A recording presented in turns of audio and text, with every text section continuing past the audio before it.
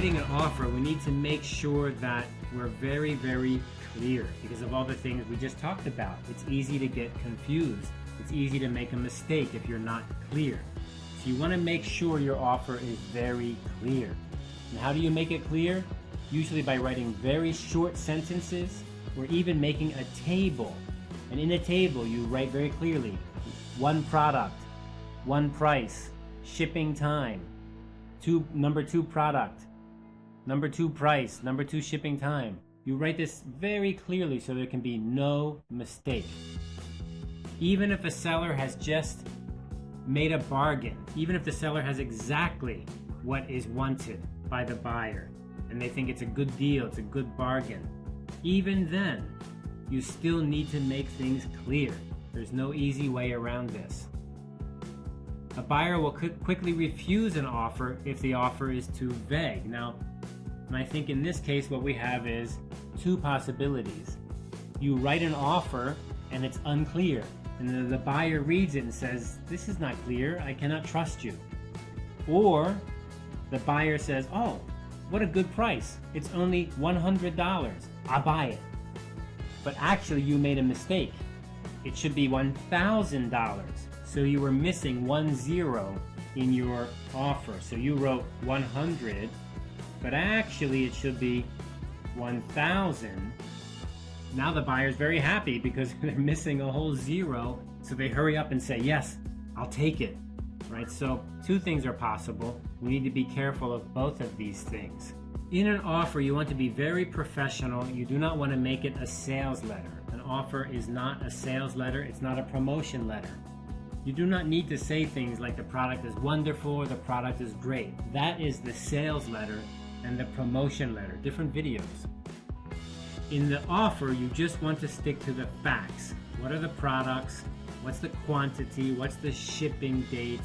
That information. Of course, the price. Don't forget the price. That's what we need. You don't need to talk about the product a lot. You want to focus on getting the information clear, totally clear. And again, I emphasize the facts need to be super, super clear. Focus on getting your facts correct. Make sure you didn't make a mistake. That would be horrible. And again, don't make a mistake.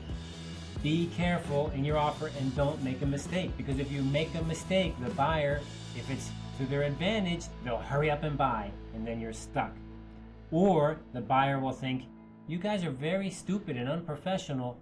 I don't think we want to do business with you at all, which is even more trouble. Let's look at this picture here, which kind of gives the flow of the whole process. What we're talking about is the offer or firm offer, which is just this first stage here. What we have is the seller, and then over here we have the buyer, or sometimes this could be the exporter, and over here would be importer. So the first part is this offer, and then the person over here, the company over here, they could say yes. And if they say yes, then easy, no problem. We just go right down to accept and make an order. But that's a little bit uncommon, I think. Much more common would be they say no and they want to make a change. So that's a counter offer. And over here, the seller could say yes, in which case they would again say yes, and then the buyer would make an order with an acceptance. Or they would say no, or they want to change something, in which case they're going to write a negotiation offer. So this process here can go on many times, many loops, 3 or 4 or 5 or 10 or 100 times. It's hard to say. But in the end, we're going to agree, and then there's going to be a shipment from the seller to the buyer. So firm offers must include the product, the price, and the time frame.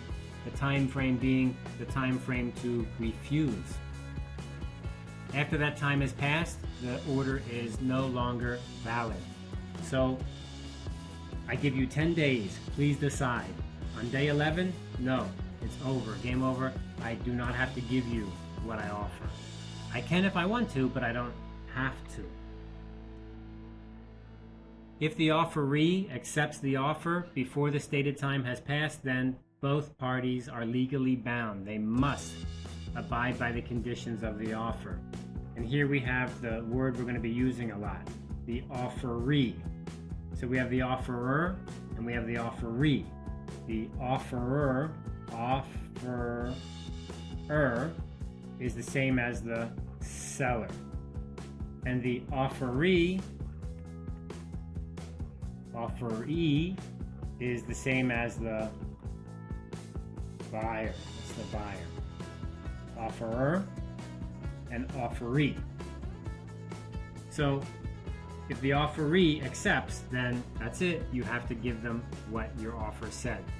Now the offeree may refuse the offer, or they may just wait for the time to expire. Right? We talked about the time frame. So in the time frame, we have a beginning time and an ending time. Like today begin, 10 days later you must tell me, do you say yes or do you say no? What two things can you do? You can say no, or you can just wait. And on day 11, it's the same as saying no, it's over. No action is required by either party in this case. The offerer can withdraw his or her offer. This is possible. Although it can be difficult, it is possible. So let's say that I go ahead and I send you an offer. But then I find out, oh no, I cannot give that to you because my factory is busy with another order. So I cannot produce the product. So I can send you another email or another letter or a fax. I could call you, but the problem with calling is, who knows that you called? I could call your secretary, I can call you, and then later you say, no, he never called me. So that's a little bit more dangerous. We'd like to have something written down and clear. I send you an email and I make sure you opened it by calling you and asking maybe, or I send you a paper mail, and that's very clear. I can send a registered mail. That means you get the mail, you have to sign for it, then I have proof that you received it. And inside that mail, I'm going to tell you, my offer is over. I cancel it. That's possible, but not very common because it can be troublesome to enforce.